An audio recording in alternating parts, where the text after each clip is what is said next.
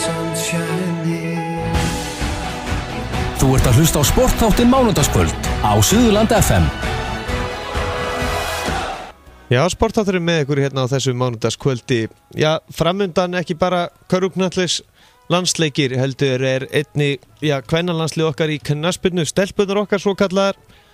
Það stórleikir hjá þeim núna gegn Slóunum og Skotunum og ég kom með á línuna Freyr Alexandersson, landsþjálfara. Komdu blessa og sæll, höfðingi. Blessaður. Hvernig hefur það? Ég hef bara ljómandi gott, þakka þér fyrir. Já, þú ert núna í fullum undirbúningi væntanlega fyrir leikina 2 mikilvægu? Já, við erum búin að undirbúa okkur seinustu vikur en liðið kom saman í fyrsta sinn í dag og við verðum saman núna næstu 9 daga, þannig að það er kærkomið að hittast aftur og byrja að undirbúa okkur sem lið núna. Já, nákvæmlega. Og þið væntanlega það ekki búist í fullum laugardagsvelli bara? Já, við allavega vonumst eftir því að það verði aðsóknarmet og við náum að fylla völlinn og það væri stórkostlegt fyrir íþróttir á Íslandi heilt yfir og við vonumst til þess að það gangi upp hjá okkur. Það allavega hefur miðasalan farið gríðarlega vel á stað og það eru jákvæð tekni á lofti varandi það að geta fyllt völlinn. Nákvæmlega.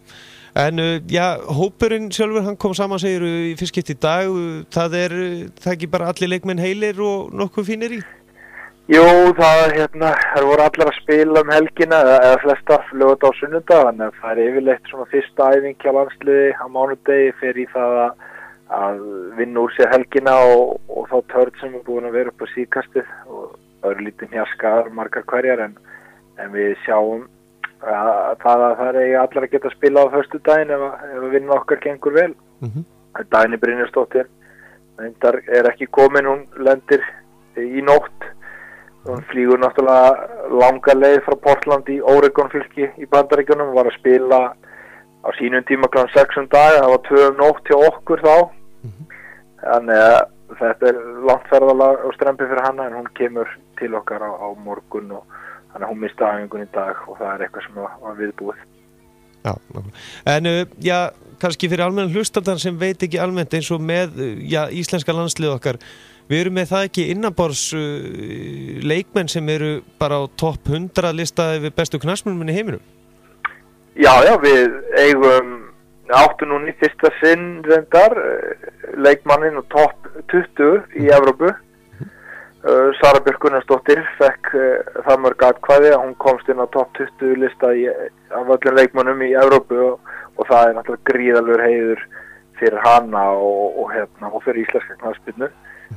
Þannig að við höfum náttúrulega átt margar mjög frambærilega knattspyrnukonur og fyrir utan hana þá eigum við fullt af öðrum sem að spila í toppliðum allan heim og ég held að liðið okkar svona líki leikmenn sem alltaf að verða betri og betri.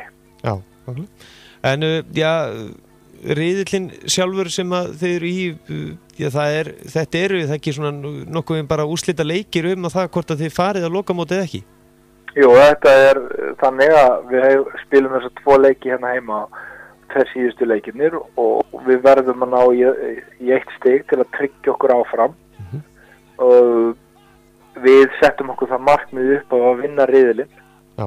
Það er ljóst að minnstakosti þurfum við 4 stig til viðbóta til að ná því markmiði en þeir eru 2 leikir eftir og við höfum ekki mistið okkur enn.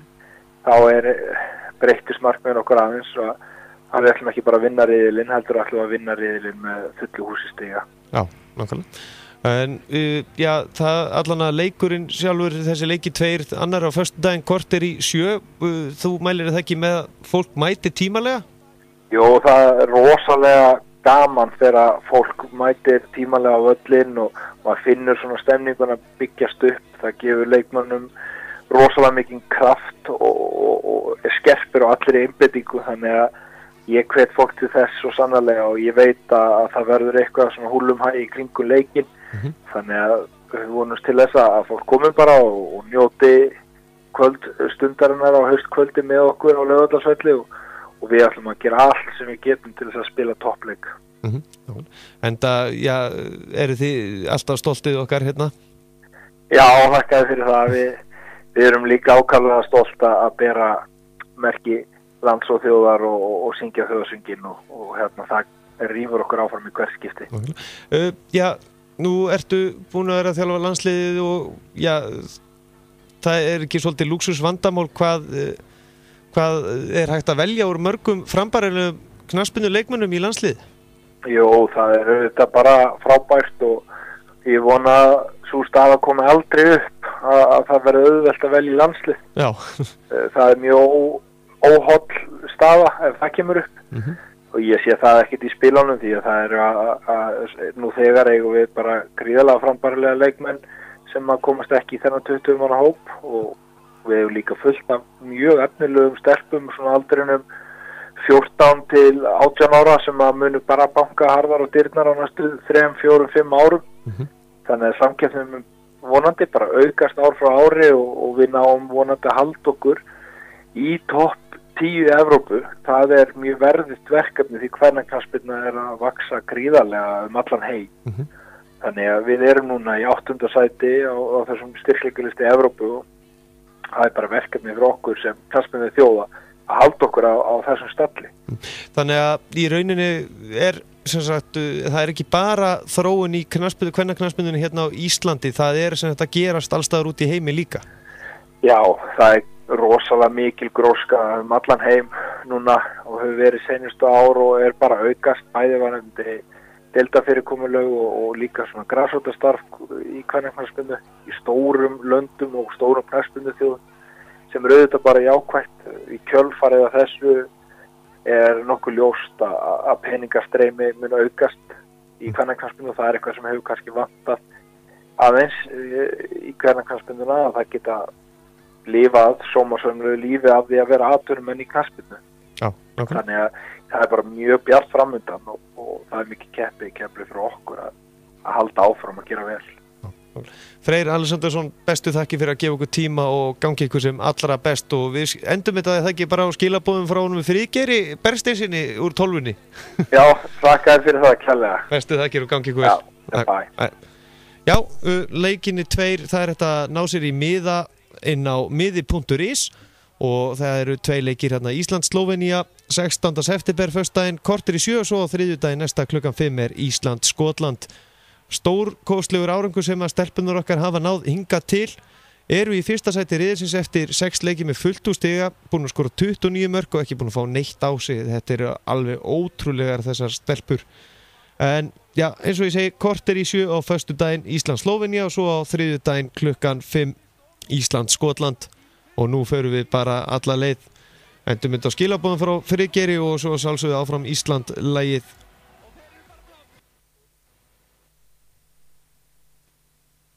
Völlin 16. og 20. september stiðu stelpunar okkar í landsliðinu áfram Ísland. Hillum völlin 16. og 20. september stiðu stelpunar okkar í landsliðinu áfram Ísland.